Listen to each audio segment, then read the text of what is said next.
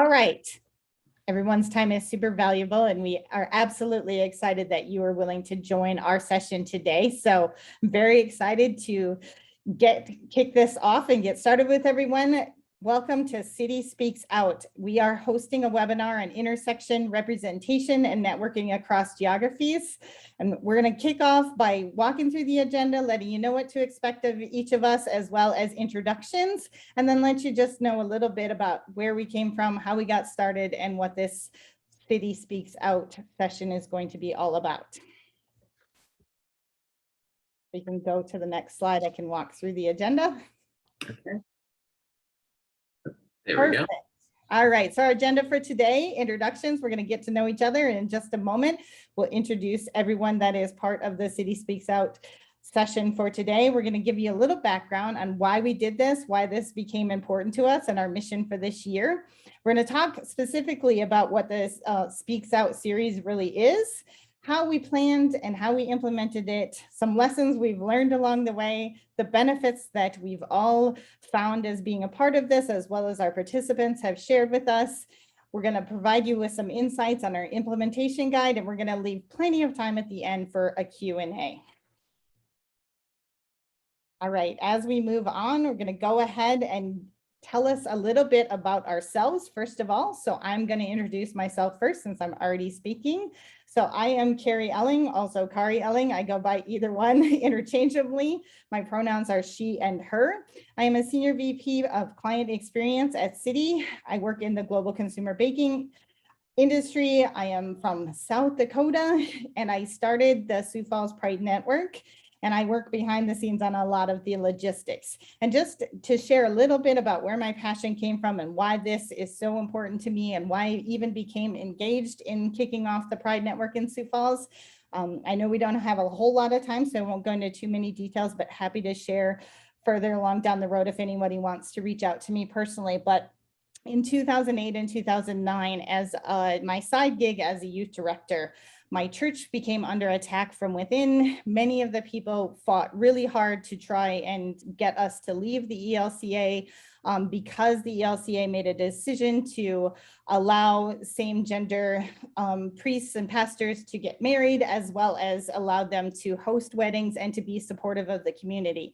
As a youth director, I felt very passionate that our group needed to stay with the ELCA because of their inclusive tone, and it was a battle that tore our town apart. There are still people, 12 years later that don't speak to each other in my small little community.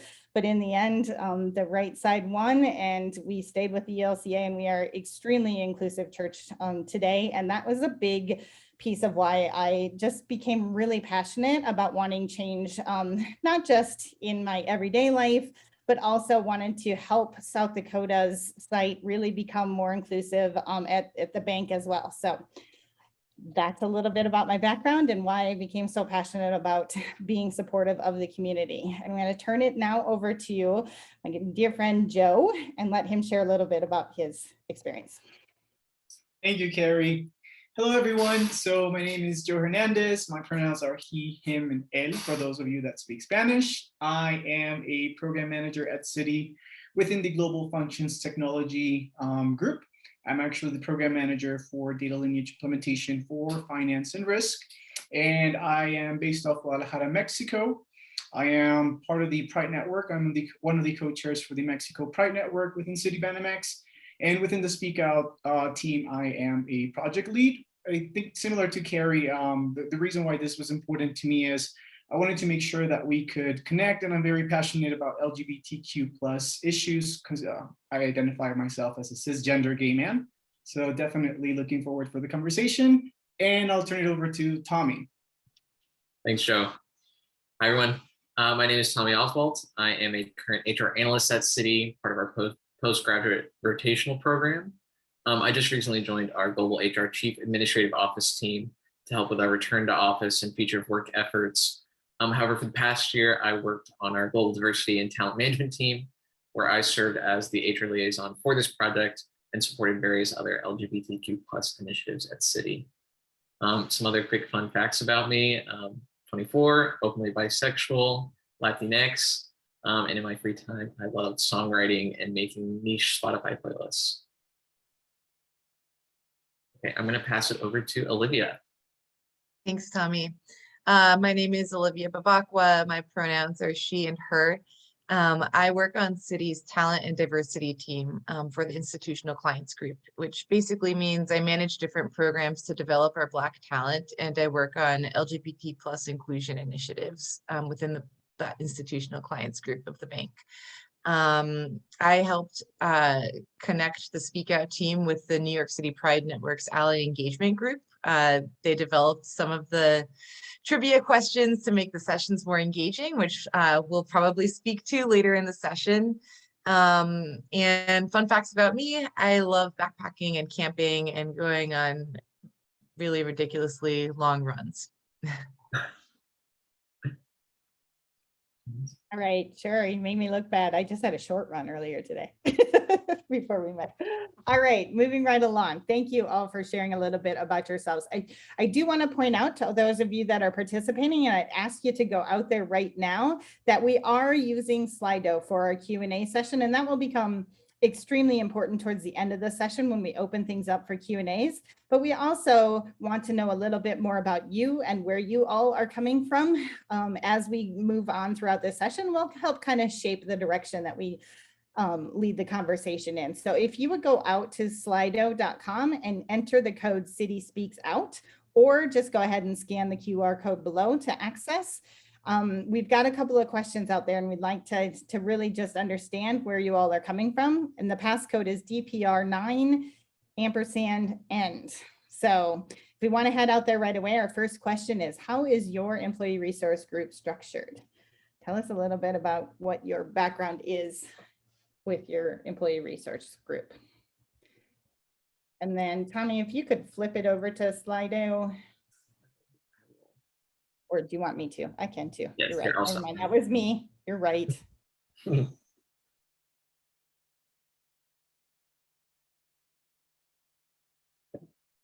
it up.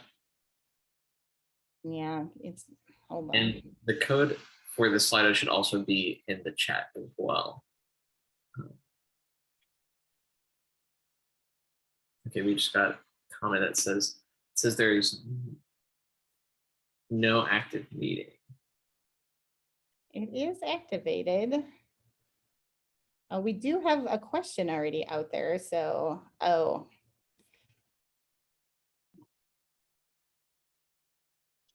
You got it? hold on.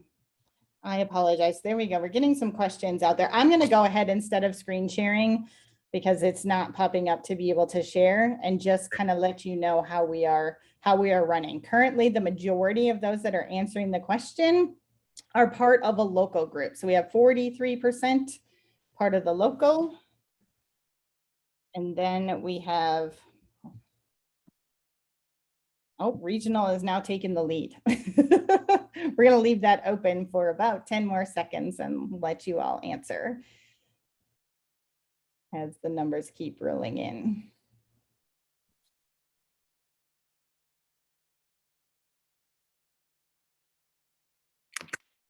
Okay, and for those of you that are asking, we'll put it again in the chat. So the hashtag is Citi SpeaksOUT, and then the passcode is DPR9 &N. It's the one that's in the slide in yellow. All right. All right. Looks like we have about 50 people who answered the question, and 58% of them answered that they are part of a local, and the next are part of a regional. Okay, great. And then our next question is, where are you joining from? If you could let us know where you are joining from. We'd like to know where our participants are joining from today. That question should be activated also in Slido. Oh, we're getting all sorts of places. Pittsburgh, Belgium, Spain, Mexico in big letters. Mexico is taking up a good portion of it. I really wish I could share this because it's fun to see the word cloud form. I have it, Carrie, if you want to. Yeah, if you could, that would be great because it's fun to see the word cloud join. Okay. It's not working for me to share. That's okay. So yeah, I'm actually pleasantly surprised that we have so many people from Mexico today. Thank you. We're filling in all over the place. I like it. Yeah. Keep them coming. Oh yeah, lots of answering this question. Spain. Nashville, Las Vegas, Kansas City. Oh, we have India. somebody from Citi in Dallas. So we've got one of our own joining from Dallas. Thanks for joining. I have an inkling of who that might be.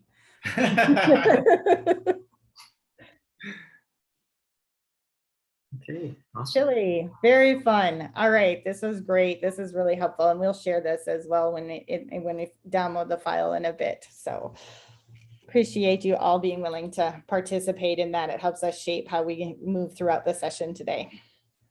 All right, let's move right along. Back to the deck. Here we go. Okay. So a little bit of the background of what Citi is structured like for resource groups, right? We have global, we have regional, and we have site level. And the availability is to join any or all of those networks. So it's a lot of fun. I know that I am part of several certainly site level networks, as well as some global ones and regional as well. So it's fun to be a part of all of those groups and see what types of events. I originally joined to steal ideas. I will confess that that's originally why I joined some of the other networks. But as they have moved along, it's been really neat to be a part of the inclusion that all of the groups participate in. And it's certainly been great to share ideas across those networks. So the more we join, the more we learn from each other.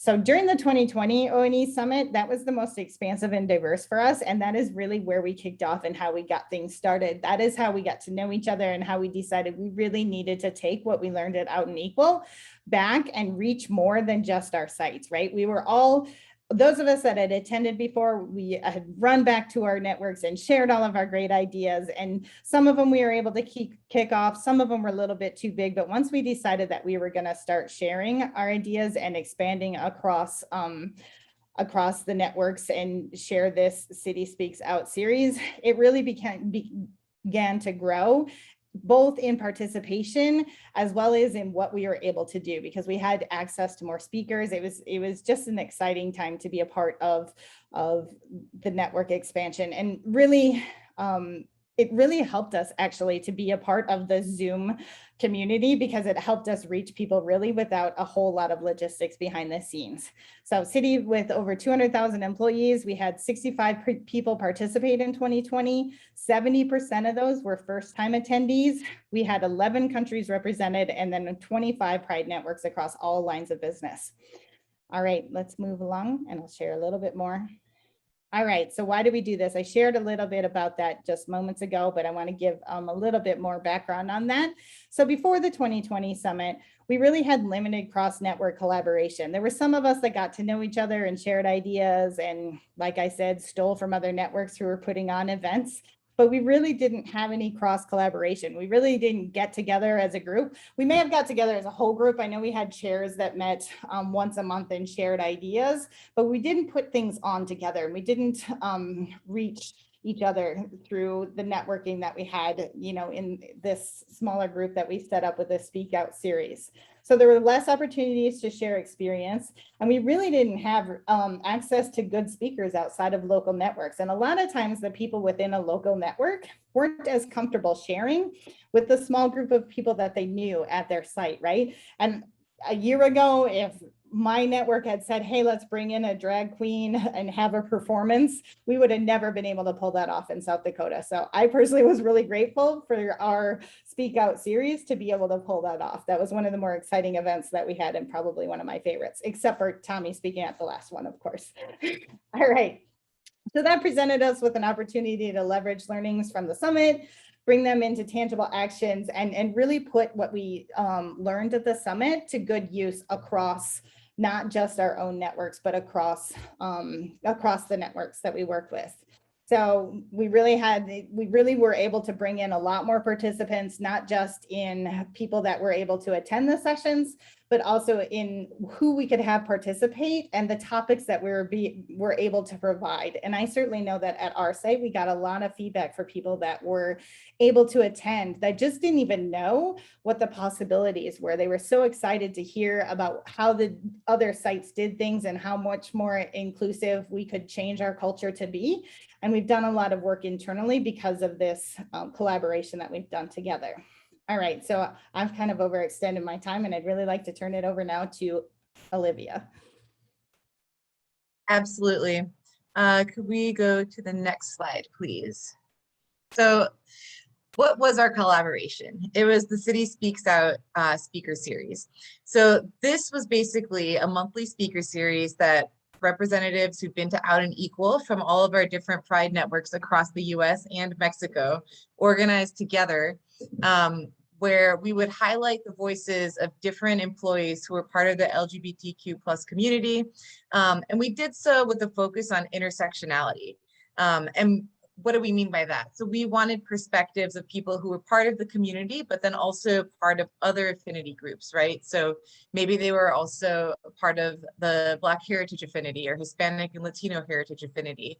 Or maybe it was someone who is a lesbian, but we wanted to also highlight the fact that she is a woman, and bring the different aspects of those identities and their experiences into the conversation to show how they had unique lived experiences and how those different identities intersected. Could we go to the next slide, please? So why were we doing this? The goals were to basically raise the visibility of our LGBTQ plus talent, and in doing so, raise the awareness of their experiences across, the entire firm or everyone that was dialing in for these sessions. And then another piece of that, or an outcome that we hoped would happen, would be to improve the allyship of the employees who were hearing these stories. And at the same time, it created networking opportunities. So for example, I had no idea who Joe was until we started working together on this project, which is really awesome. And then in terms of how the sessions were structured, they lasted an hour. They were held the last week of every month. We usually had 2 or 3 employees whose stories we were highlighting. We had a couple of trivia questions at the beginning of each session related to any sort of famous political figures or historical milestones that were relevant for the affinity. And then we always ended with an employee Q&A. Next slide, please. Okay, so we also aligned, we tried to align to the extent that we could each session with whatever heritage event was happening in that month. So for example, if Trans Day of Visibility was occurring the month that we had a scheduled session, that would be a month where we tried to highlight the perspectives of trans employees. I spoke to the intersectionality piece already. And then the last point here is basically, we wanted to show that being part of the LGBTQ plus community does not mean that you have the same experience as everyone else. We are not a monolith. And that was something that we hoped would come through loud and clear with these different employee stories. And one last point I'll make that Carrie alluded to is that this type of collaboration between networks in Sioux Falls, South Dakota, and New York, and Mexico really became possible because of the pandemic. I think so I'm very involved in the Pride Network in New York for Citi, and everything that we did was in person before the pandemic. And we would have had zero interest in doing anything virtual with people in the room and then like people from South Dakota dialing into a conference room. It just would have sounded completely lame. But because of COVID and everyone being remote, it was kind of like the prime environment for this type of collaboration to happen. So that's been one really exciting and positive thing that came out through all of this. And I would just add to that I think it will continue. Like even when we go back to somewhat of a normal experience, I do think that this has opened the doors for more people to want to participate in this type of event, in this type of format going forward. Absolutely.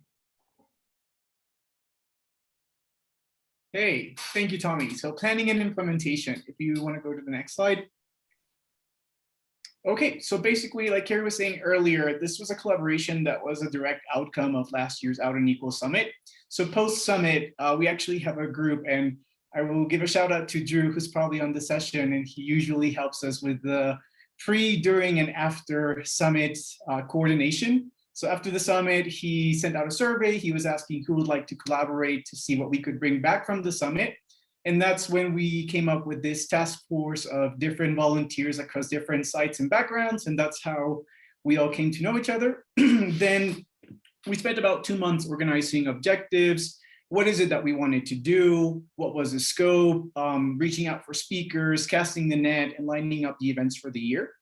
And as far as that point on scope, we did have a conversation of, do we want to do this globally? Do we want to do this just for the US, just US and Mexico? And the decision was, let's do this for the Americas just from a lens of efficiency. And that means how we can maximize participation and getting the most out of these, right? We would have loved to have folks from other regions, but it was challenging as far as matching time zones and making sure that everybody could join at the same time. So that was definitely something that we did take into consideration when we were setting up and planning. So if you want to go to the next one, Tommy. Okay, so speaking about the Citi SpeakOUT task force. By the task force, we mean the group that is central to the coordination and the implementation of the project. And so this is how we're set up, as you can see here in the map. And excuse me, because I'm not as great with US geography, but for Mexico, we had myself and a colleague from Mexico City, then Tommy and Olivia in New York. We had Carrie in South Dakota. We have a colleague in Dallas, and then someone in Illinois. So we are, as you can see, spread all across the region.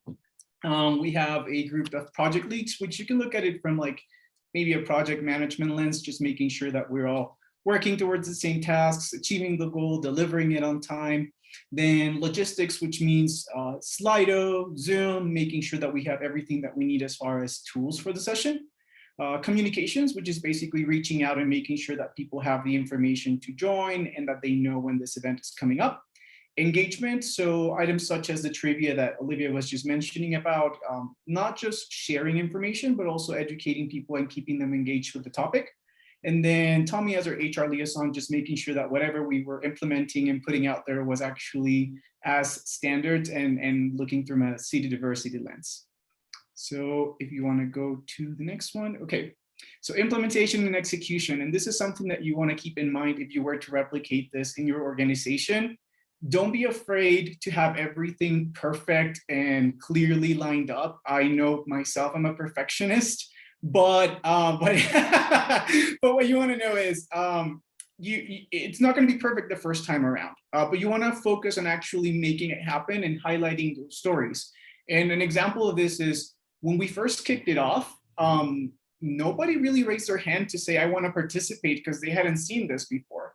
So we actually had to think about how do we cast the net and how do we reach out to people that we already know. So for example, for the first event that we had, it was for the intersection of the Black heritage community within the LGBTQ plus community.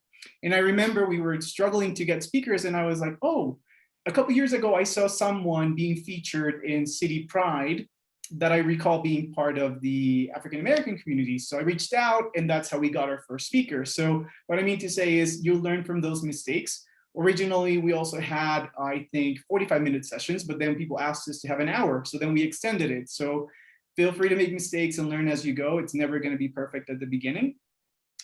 We also schedule prep sessions. And this is to say, before the actual live session every month, we have a 30-minute session with the panelists and the hosts to give them an opportunity to get to know each other, to find common ground, and really have that story sharing that is so powerful for them, and identify what topics they want to discuss. With this, I'm also saying that we don't give them a script. We don't ask them to prepare anything for the session, but it's really more of a share what you want, share what you feel comfortable about, and bounce off the conversation based on that topic. Another thing is that usually these people were sharing their stories for the first time, and some of them had never had the opportunity to reach that audience. So we did take some time to coach them and give them that platform to tell those stories for the first time. Personally, this for me, like Carrie was saying earlier, we had our session on bisexuality last week, I think, and a colleague from Mexico reached out to say that that was the best experience that she'd had at Citi, that she was very happy that we gave her that platform. At first, she was nervous, but she did a great job, and the feedback that we got from it was excellent. So this is what we mean by that. You should not expect for people to come prepared as a excellent presenter. You would have to give them some type of coaching and guidance, but at the end of the day, you're giving them that space to share their story for the first time in a safe environment. So if you want to go to the next one, Tommy. Okay, and as far as the topics for the month, like Olivia was saying earlier, we do the sessions with a focus on intersectionality and the heritage days that occur during the month. So for example, in March, our first event, like I mentioned earlier, was the intersectionality of the Black experience in the community. So we did not only reach out to the Pride networks, but we also reached out to the Black Heritage Network to let them know that this event was happening. And they actually did join as well because they wanted to find out more about that topic, right? So what we try to do is not isolate the topics just for the LGBTQ+ network, but for anyone that can benefit from it. Then we also had an event on Lesbian Visibility Day, which featured 2 folks from Mexico. And well, you can see the topics, right? You can always grab this if you want, if it's something that feels like speaks to you or you have these type of speakers available. Like we mentioned last week, we had on bisexual awareness.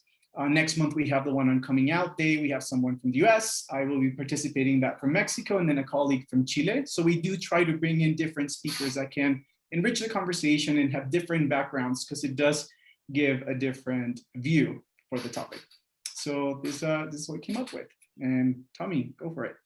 Thank you, Joe. So throughout this past year in doing this project, we have learned quite a few different lessons. First, we ended up extending the session time 45 minutes to an hour because we realized how important that quality time is to building community. And allowing that space for questions and discussion during the event opens up that opportunity for attendees and hosts to be vulnerable and grow together. Second, we also, learned a lot about like that cross ERG collaboration that we talked about, and having those intersectional events not only helps with, addressing like over programming or Zoom burnout that so many of us have faced throughout this pandemic, but it's also been a great way to highlight the diversity of experiences within any community. And so as Olivia mentioned earlier, the LGBTQ+ community is no exception. We're not a monolith. Third, believe it or not, we actually had more engagement after that first event. And so my advice for that would be, there's no need to rush into having an event or series just for the sake of having an event or series. Being really thoughtful about the program you're putting out can really leave a lasting impact.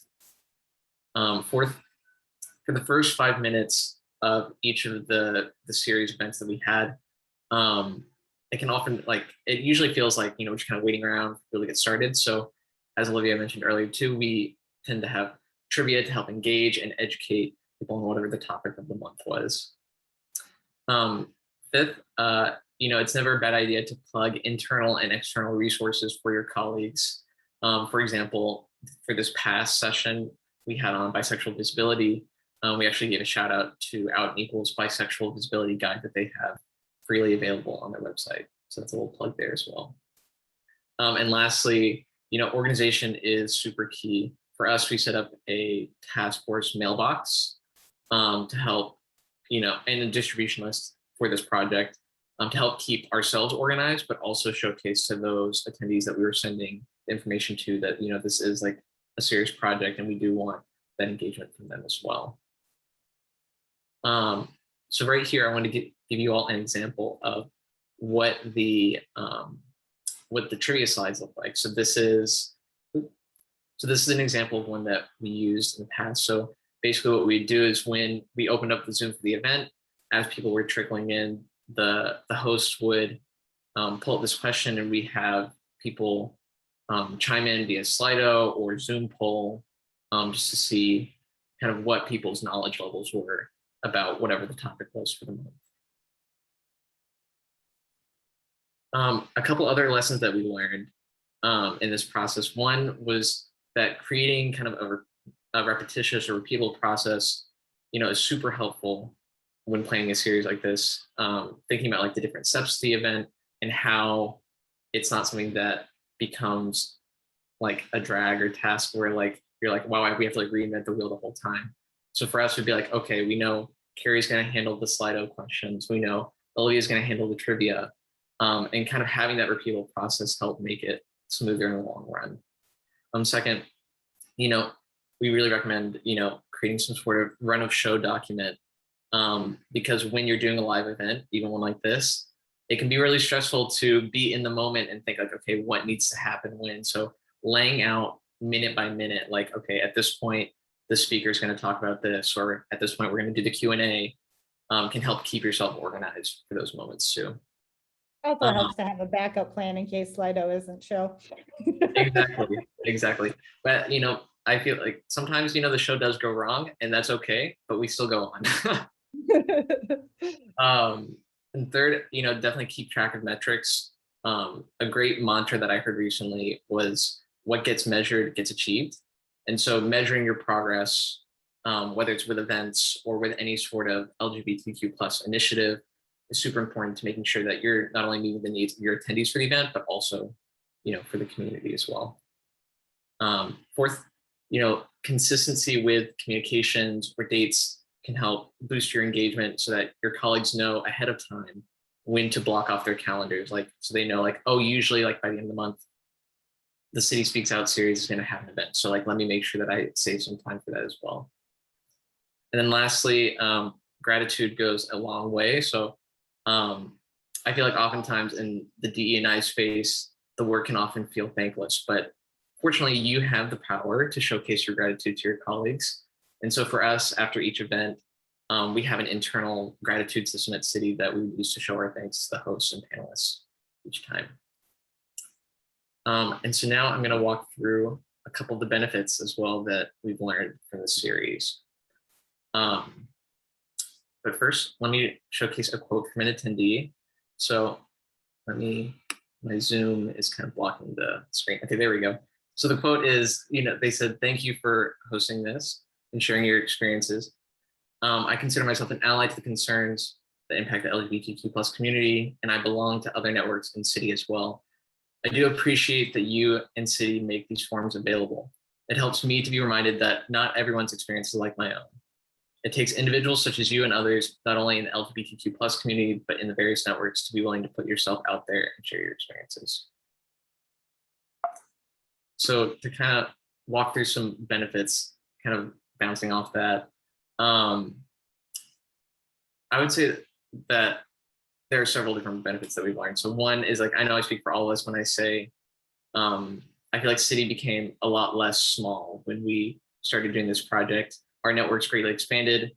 Colleagues from all over began raising their hands to try to volunteer and help out however they could. And with those expanding networks comes greater camaraderie. So often in the workplace, whether it's virtual or not, we don't often get chances to open up and be vulnerable about our identities. So through this type of series, we were able to come together and really showcase that. Additionally, having spaces for storytelling allows, space for allies to learn, engage, and ask questions in this respectful environment. And to that fourth point, learning doesn't just end with allies. We all have a responsibility to break down the notion that we can be or have to be perfectly knowledgeable about everything, because we can't be. As I mentioned earlier, the LGBTQ plus community is not a monolith. So I, as a bisexual Latinx man, do not inherently know what it's like to be someone who's Black and genderqueer, or someone who is South Asian and trans. And so to those last 2 points as well, storytelling events can be a moment to bring in those who are also curious, but have never been in predominantly LGBTQ plus spaces. So you can reach out and make those connections too. So here's another quote that we've got from a former panelist. This person said, "I've never realized how much impact events like this could have until people from my team and other countries reach out to me. They and myself left the session grateful and more aware of the impact of their own words and actions, and how important it is to be empowered to keep fighting for our own and others' rights." I know I also speak for myself. So this past month's session on bisexual awareness, I had the opportunity to speak out about my own experience and I feel like as someone who joined Citi in the middle of the pandemic this past year, I've never felt, I guess, more vulnerable with my colleagues, but also I feel like I've never felt more connected at the same time because I started completely remotely. I've only been going into the office for a couple weeks now, but having a moment to share my story like that, I think made me feel, empowered to be my full self at work.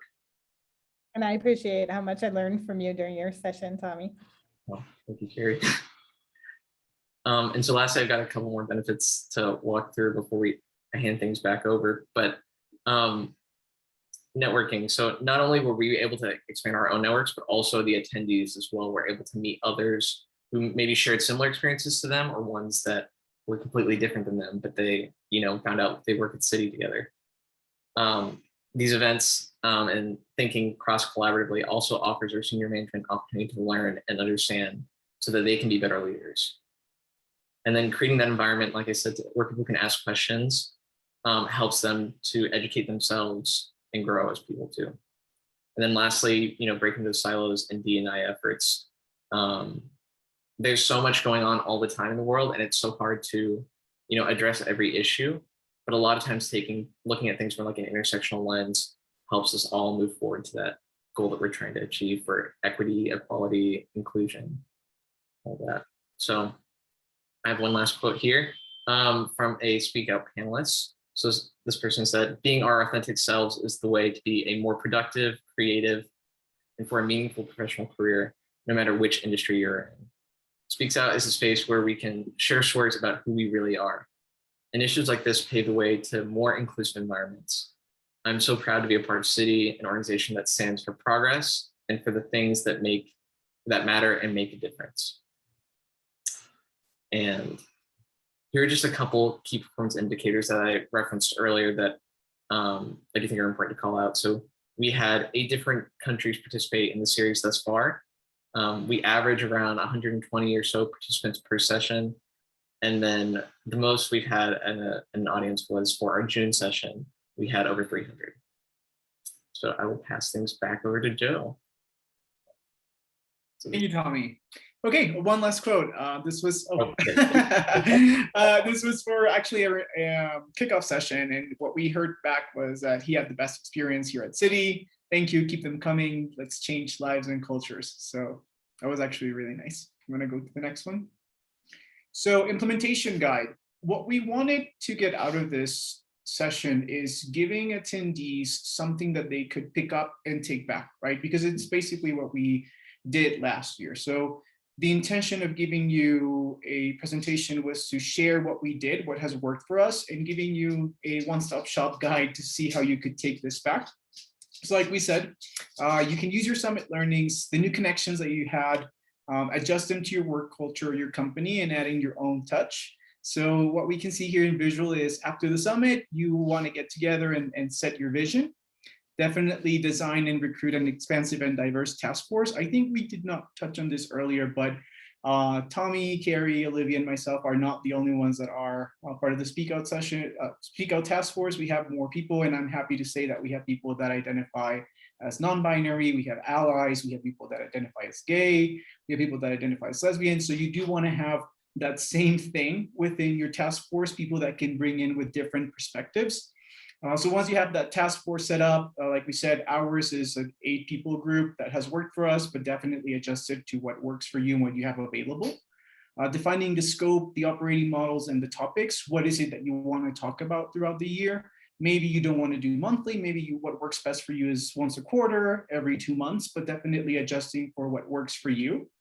Then requesting and confirming speakers and hosts. And like I said, just cast the net as wide as you can, reach out to your contacts. If people are not coming to you proactively, set up a meeting with them, send them an email, ping them and invite them.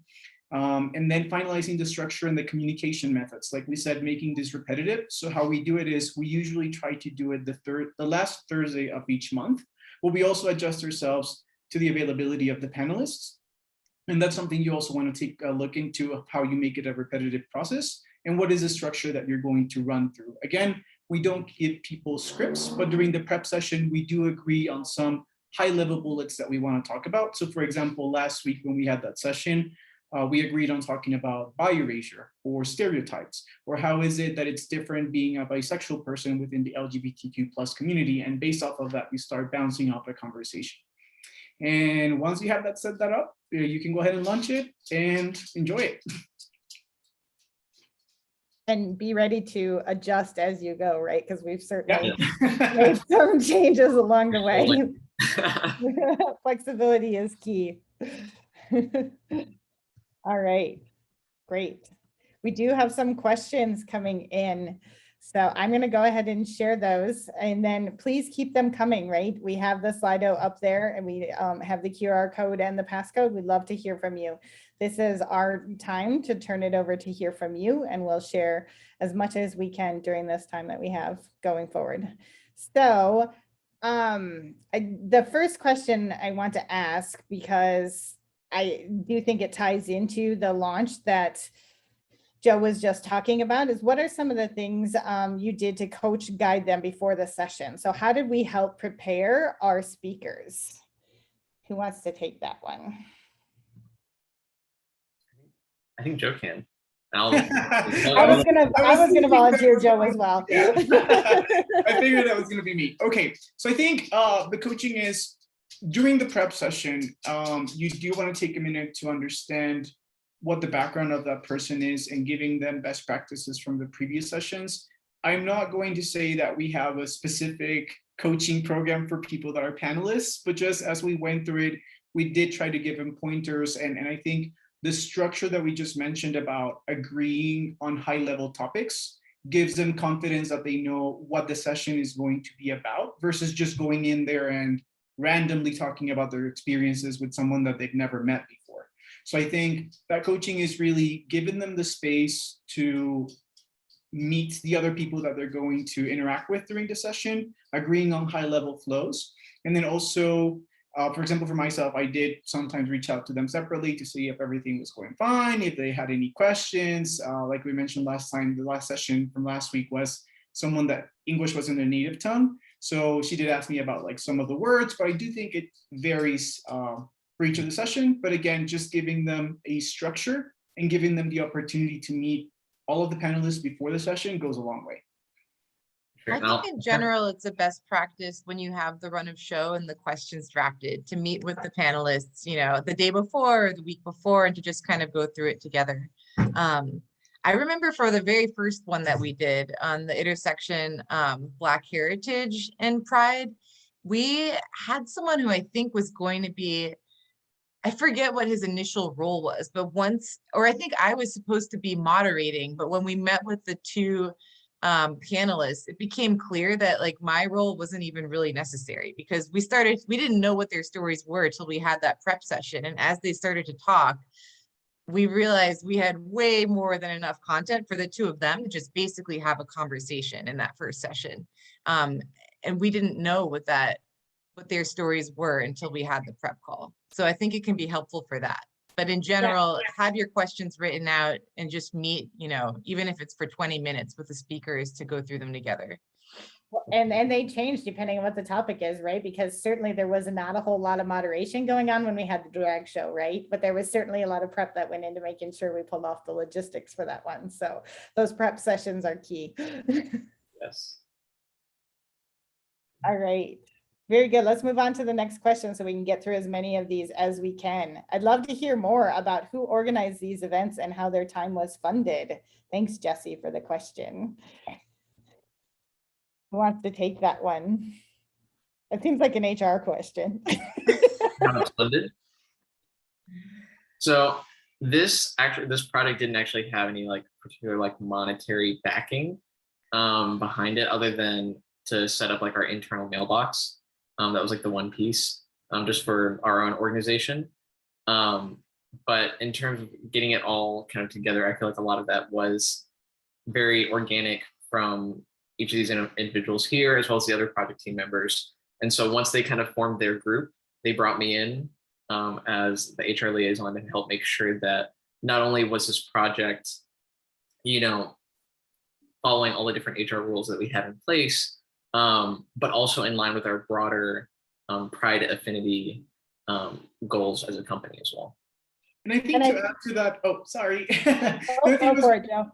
The other thing I was going to say is, as far as funding, how a structure works is the networks is really all volunteer work. We do this because we're passionate about it. So it's not like we're getting funded for this, right? We wear this additional hat of wanting to advance LGBTQ plus inclusion in the workplace. So we do this as volunteer work.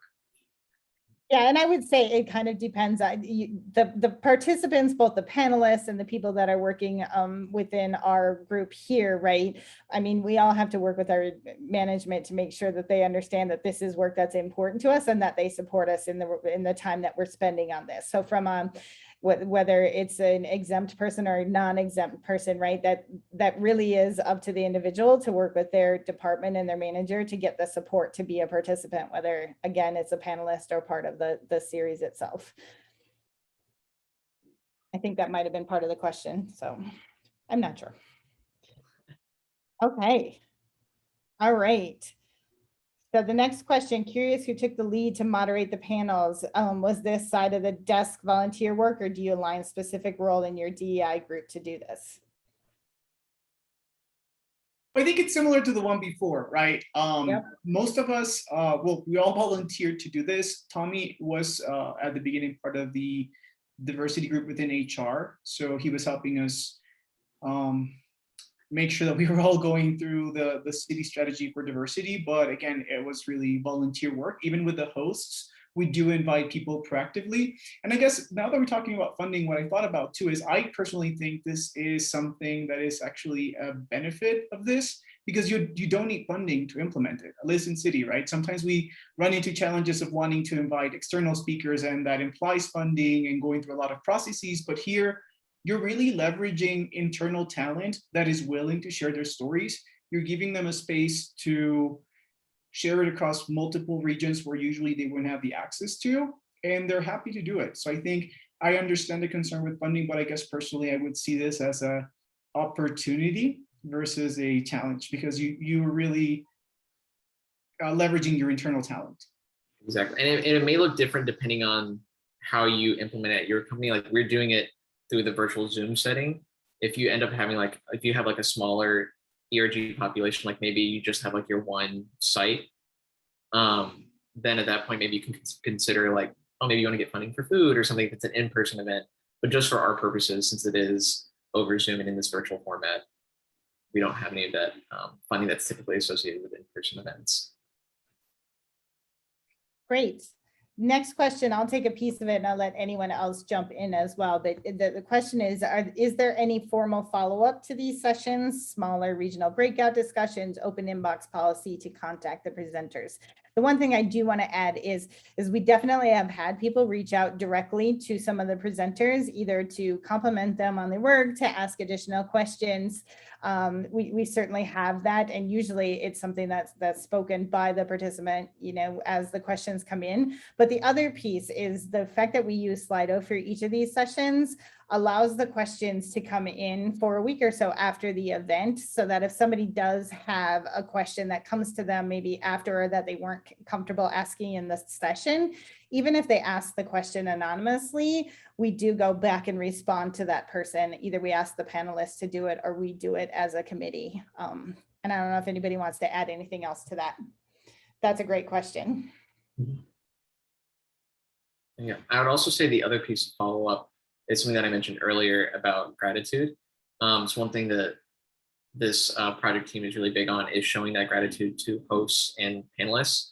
So after every session, they reach out to those panelists and hosts, and through our internal city gratitude system, just send some thanks and a really nice message as well. Absolutely. Okay. The next question, I didn't catch if this collab was international or global. If so, how do you related things like Black Heritage Month in places like Mexico, where it may not be such a relevant topic for the audience in that country? How do we make those links? So I'll jump into this one. This one is international. The scope is the US, Canada, Mexico, and LATAM, wherever Citi has presence. And this, I wanted to answer it because it was a personal concern of mine as well at the beginning, because I was like, is this really going to be relevant for Mexico? But I learned along the way that similar to how we were talking about by erasure, Mexico has a big problem of erasure for the Black heritage community. So I thought that that was a really good opportunity to actually provide visibility and make that information available to folks like us who probably didn't know about that before. Then also kind of touching on that, Brazil has a large population that also is part of the Black heritage, and they also join these sessions. So I think making it available to them also helps with that, because it's not only seeing the same story or seeing yourself, but giving the ability to see other people's stories. So I think that was a learning experience for me, because I actually thought the same. I was like, well, is this really going to be relevant for Mexico? And then I did some research and I realized about that. So yeah, that was what I found out. Great. And along those same lines, I'll just let you keep going, Joe, because this will be a quick hit. Do you have any programs conducted in Spanish or other languages? This one in particular is always in English, because we try to keep common ground, and English is, for our organization, the common language. For Citi Banamex, we do have events aside that we do every 2 months, but they're not related to this. Specifically for these series, these are all in English. Great.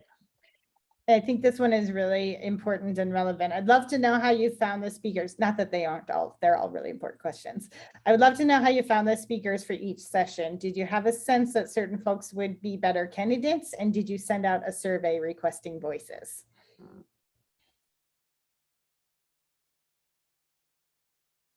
Anyone want to tackle that one? Okay, go for it, Tommy. Joe, yeah. So I can talk a little bit about it, and then Joe, you can chime in if there's anything I missed. But one thing that this project team did once, we kind of started strategizing and thinking, okay, this is the series that we want to put out. One thing that was really important to us was making sure that we had a diverse array of speakers, and especially people that weren't just ones that we could think of off the top of our heads, because you're not going to get like the best. That's just like an availability bias. So thinking about how we could reach out, we ended up leveraging all of the different networks at Citi. So what we did is we created, I believe it was either a survey or an email, I don't remember which, but we sent it out to all the different networks to kind of say like, hey, these are the different topics that we're wanting to do for the next year. If you know of someone that might fit one of these topics or want to speak about their story, like feel free to email us or enter the survey, I don't remember which it was, to let us know, and then we'll reach out to them to see if they want to join us. I mean, just to clarify, question for you. So did we send that just to Pride Network chapters, right? Or did we send it to also like Black Heritage Network and Hispanic Heritage? The second one? We sent it to all different network chapters. All of the networks, yeah. Mm-hmm. And then we asked them to share and spread the word as well, right? To expand our reach even beyond just the networks, right? Mm-hmm. And I felt like we had a really great response, and a shameless plug at the end of each of our sessions also helps people, jump in and say, hey, now that I've seen this, maybe I'll participate in the next one that speaks to me, right? Okay. Yeah, and jumping in on that, like when we send out that request for speakers, we didn't get speakers for all the year. Like it was an initial, I want to say like 50-60%, and then we started reaching out to people proactively where we thought that they would be a good fit. So that's how we kind of did it. For example, the girl I was mentioning about Chile that she's joining next month, there's not even a Pride network set up in Chile yet, but she had reached out to me and I had heard about her story. So I thought, why not? Why not bring more representation for LATAM? So what I'm trying to say is that initial will give you a piece, but you do want to keep in mind that maybe sometimes you will have to reach out to folks proactively. And the more you continue through these sessions, the likelihood that people will be willing to participate is more likely. And I want to make one point that I didn't experience doing this work stream, but in like a similar event that I helped organize last year. Sometimes you have an idea of the demographic that you want to highlight. So for example, I wanted to highlight LGBTQ plus autistic employees at an event last December. And you don't always get the exact like demographic that you have in your mind. So I remember when I was doing that one, there were some employees who wrote back and they were like, why are you just focusing on this, on like autistic talent? I'm gay and, you know, I have like, you know, they were neurodivergent people who wanted their stories shared. And I thought about it and I was like, well, why does it have to be just this, you know, like, and maybe if there's a reason that you want a very specific demographic highlighted, it's important to stick to it. I didn't have a super important reason, so I ended up making it about the intersection of neurodivergent people who are also part of the LGBTQ plus community. And we had a lot of really positive feedback from employees who were like, yes, like this is the first time I've seen, you know, an event that's about people who are like gay and bi and also like managing depression and anxiety, like that type of thing. So sometimes it is good to have an open mind and just see who gets back to you, who wants to share their story. Great. Next question, curious about communications. How do we spread the word about the series? Okay, I'll go through this one quickly. We have, like we mentioned, a mailbox that we set up for the project itself. So what we do is, I guess to give you an idea of cadence, how we do it is the first week of the month, we reach out to the panelists to get their bios and their pictures that we'll use in the communication. So our event is usually the last week of the month. We send a save the date communication 2 weeks in advance, then the week of, and then we send another communication the date of the event. And that goes out to all the Pride co-chairs for the region, and then they socialize it with their teams. Great. All right, and we've kind of touched on this, but I just want to make sure that this person who asked this question feels like that we reached all of their questions. The last question I think we have time for is, what types of questions, topics do we use as prompts? And I think I can speak to this a little bit, but if anybody else wants to jump in, right? Again, it goes to really that prep session that we have with our panelists, right? Because a lot of times we don't know exactly what we're going to ask. We might have an idea in our head, the questions that we would naturally ask, or the questions that we might have when we meet with those panelists. But as they're sharing their story with us in that prep session, that really helps us kind of guide how we're going to take the conversation, right? Because the focus really is on them sharing their story. And we might pull some prompts out of that story. And then also we use the Q&A at the end that we use to ask any additional questions. But it really is about giving them the space to open up and share that story. Does anybody want to add anything to that? To that point, I guess Go ahead. I was going to say from the panelist perspective, so for example, for our bisexual awareness session that we did, I was in the prep session with the other speaker, and we just kind of had a conversation about our experiences very casually.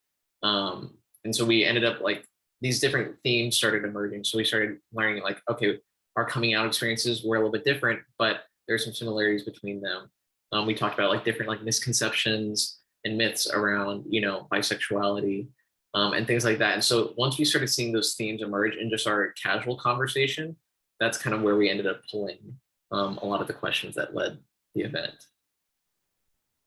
Right. Yeah, I think talking about addressing myths or saying like, what would you want an ally to know?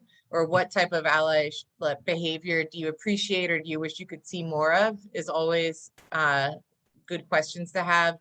And also if you're really like trying to have an intersectional event, you can ask the speakers, the panelists, you know, like, how do you identify and can you talk to me about how those different identities intersect in your life? It's always a good fallback. Mm-hmm. All right, I think we're out of time. I do want to add, and I think some folks also might want to add some closing comments, but if you are unable to join us live and you're listening to this session later on, I do want to point out that we will leave the Slido open throughout the month of October, and then we will just respond directly to that, whether you ask us anonymously, us throughout the panel, or anyone else from our Citi Speaks Out committee. We'll get back to you on the questions you might be asking if you attended this session outside of the live session. Anybody else want to add any last comments? And of course, all of us are excited to have you connect with us, so you can reach out to us on LinkedIn. I think, Carrie, probably we have like 5 more minutes. Adam is raising his hand, so maybe we just want to. Oh, okay. Let me see if I can try to unmute you, Adam. If we can't unmute you, we added here our QR codes for LinkedIn. We're, again, talking about networking and connecting, so we're happy to connect with you and give you some tips. I don't think I'm going to be able. Okay, there you go. Adam, were you able to unmute? Let's see. Nope, I couldn't unmute. I think that might be the cue for us to. Okay. Leave. Go. Okay.